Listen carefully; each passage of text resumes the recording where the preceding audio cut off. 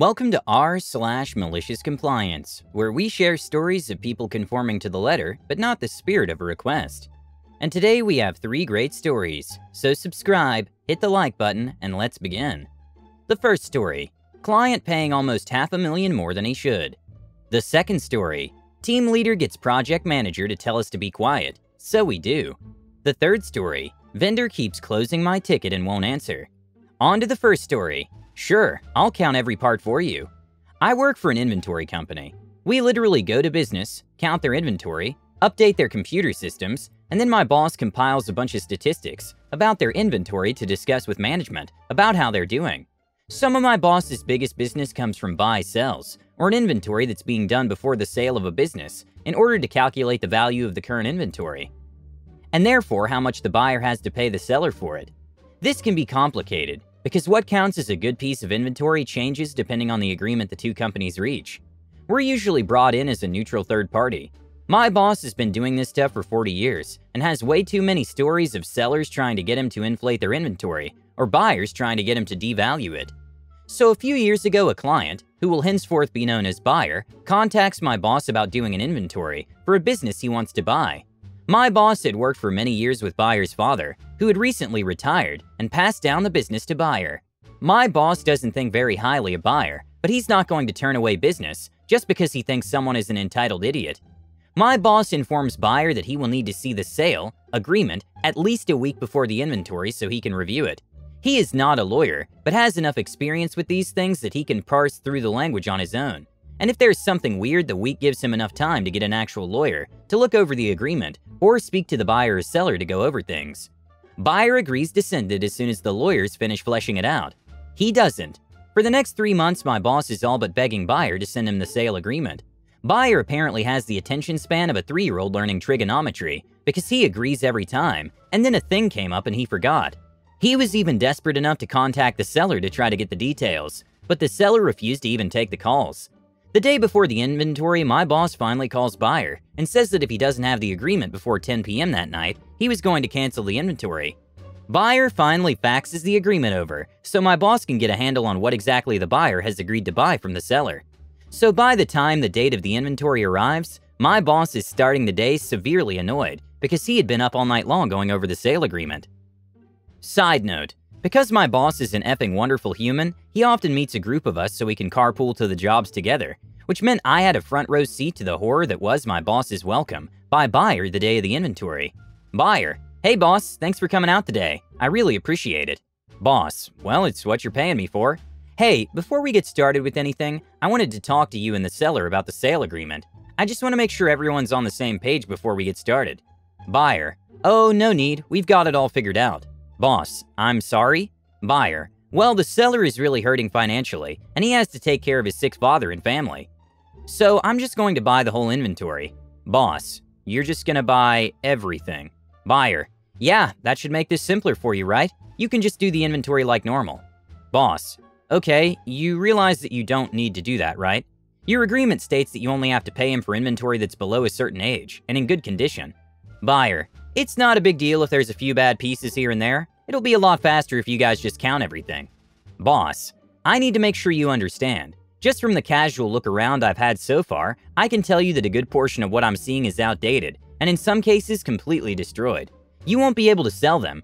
Buyer: "Well, I've taken a look around too, and I think you're exaggerating. Besides, whatever I can't sell here I can always post up on eBay. There's always somebody who wants this old stuff, so I just want you to count everything."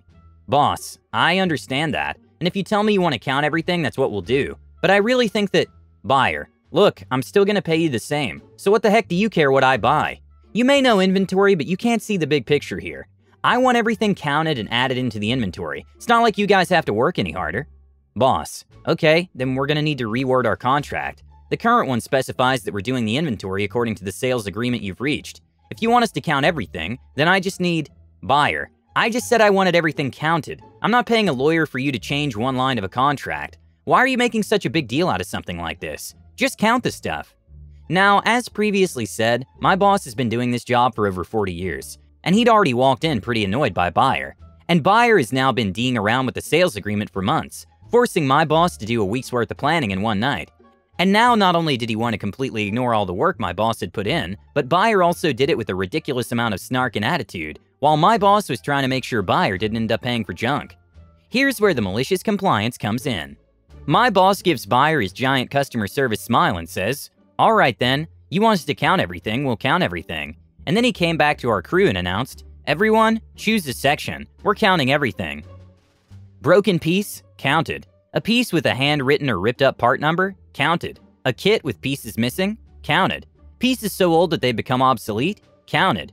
We counted each and every piece in the place, no matter what the condition of the part. A couple of months later, one of the crew asked my boss about what happened, and he burst out laughing. The buyer finally figured out, after about a month of nonsense and hearing his employees gripe, that about 30% of the inventory he'd bought was simply garbage, for a total of approximately $500,000 US.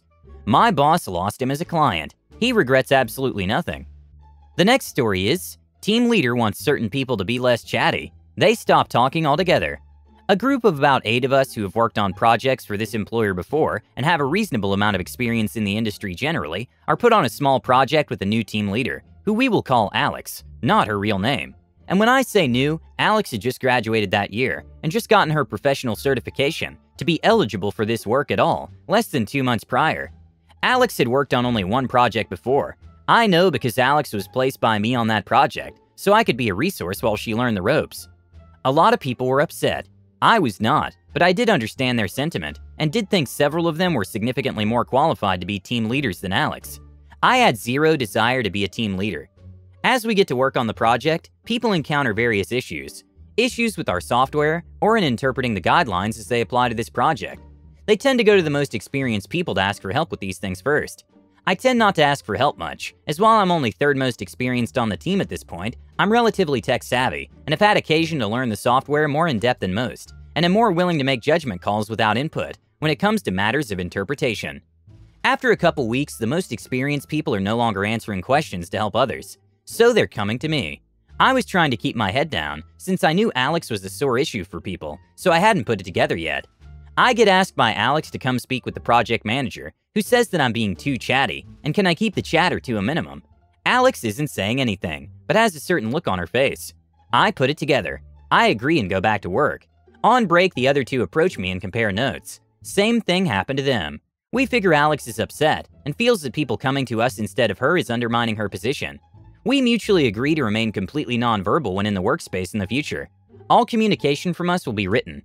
Alex was happy. No one was undermining her position by helping others. But Alex was also unhappy because no one would speak to her when she wanted to chat. I don't know who explicitly told the rest of the team, but one of them asked me if it was true. I confirmed. It spread to the other teams. Our project was wrapped up, and we were given a new assignment. Our team was going to be joined with another for a larger project. Alex was going to be the team leader again. Half the team expressed that they did not feel comfortable working under Alex. I just stayed silent. Project manager said that was too bad, but it was her project. I then spoke up and said that I would not be available to work this project. So sorry, I'll inform you when I'm available again, and walked out. The chorus of me too was substantially more than half the team. I was in the lobby with most of the others, on the phone with another employer, checking to see if they had need for 14 or so contractors, when Alex came down the elevator and blamed me for losing the team leader position and told everyone if they came back, someone else would be assigned. I don't think it was a gender issue. One of the more senior people to me was a woman, and one was a man. I think it was an insecure young person feeling threatened, that she didn't have the control and respect she felt she deserved. I think she blamed me because I was the first to turn the project down. People did assume and suggest she got the position due to an inappropriate relationship with the project manager or someone else more senior. I do not assume that is the case, and while I am aware that sort of thing happens at times, I refuse to even joke about it without something more substantial to base it on. I have downplayed the amount of animosity other people had toward Alex. I generally had none until the meeting with the project manager. At that point, I was irritated, but most of the team regarded Alex as unqualified, inexperienced, personally obnoxious, and felt she talked down to them, which peeved them off, since they all had the same advanced degree as her, and more experience. My compliance was not calculated to prompt a mass revolt, nor was my declining the new project.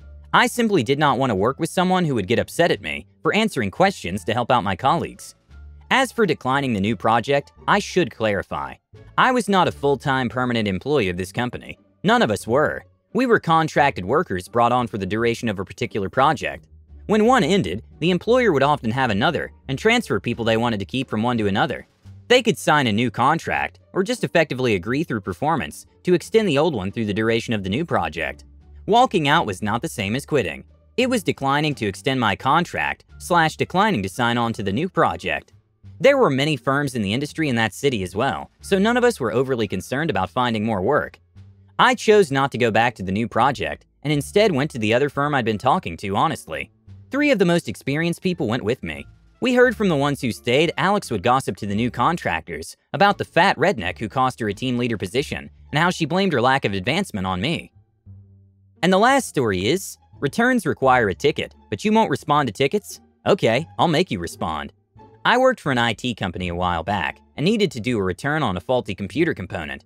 My tickets would be constantly closed, as complete from the vendor, with no information given.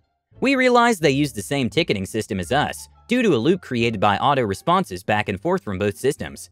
We stopped the issue on our side and said, oh well, that's good to know. After a few weeks and 50+ tickets, I was no closer to a resolution. My strategy at that time was spamming them with tickets, as they were very easy to create in their system. I tried calling. I'd leave voicemails, but messages stated all returns are done via their online ticketing system. Okay. I sent my ticket to every department several times a day, after getting no response from the returns department or my voicemails.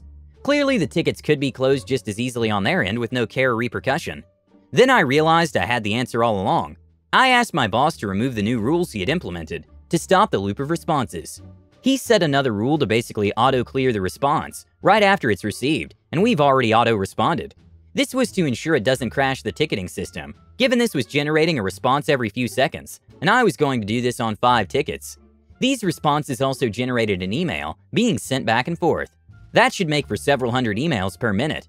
Better yet, I'm fairly certain images were getting relayed with each response. On an older or poorly set up system, that's a whole lot of traffic and data coming in. Even worse if no one there knows what's happening or how to stop it. Many companies don't have an IT department due to overall need. They outsource to companies like mine to fulfill those needs. It took less than an hour. We received a frantic call from the vendor asking to stop the auto responses from our system because they didn't know how. It had basically taken down their email server because it was full, and no one knew how to fix it. Oh, sorry about that. I'm glad you called though. I wasn't sure anyone worked at your company because I've been trying to contact you for weeks. We didn't notice a problem on our end, but we can see what's going on now. Must be a different setup. Weird. I had a credit for the part before we ended the call. I hung up the phone victorious, called the boss and told him to put the rule back. We never bought from them again. Thanks for listening.